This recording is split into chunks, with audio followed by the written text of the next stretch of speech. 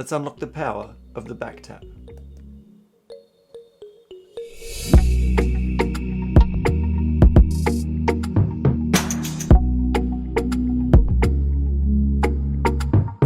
Hi guys, I'm Simon. This is Tech My Life video with another Tuesday tech tip. Now we all like a pat on the back if we've done something right, but what about a tap on the back to make things just a little bit easier?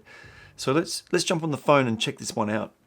So we're going to open up settings and we'll scroll down to the third section. Starts with general and the fifth item down is accessibility. So click on accessibility and here we don't need to do any scrolling. Second section down, top item is touch. Let's click on touch. And here we'll scroll all the way to the bottom. So scroll to the bottom and you'll see back tap.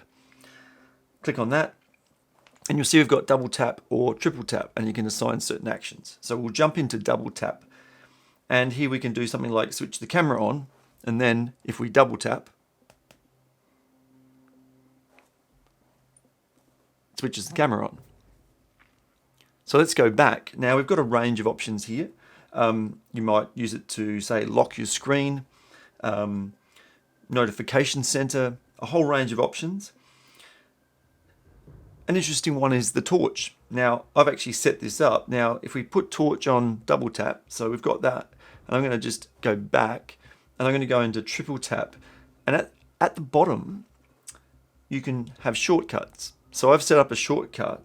If I scroll down, I've got torch off. So now I've got double tap torch on, triple tap torch off, because to be honest, with just being able to turn the torch on is kind of annoying if you can't have a quick action to also turn it off.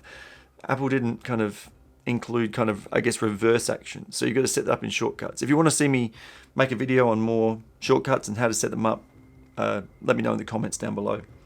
But now with those two set up, double tap switches the torch on and triple tap switches it off.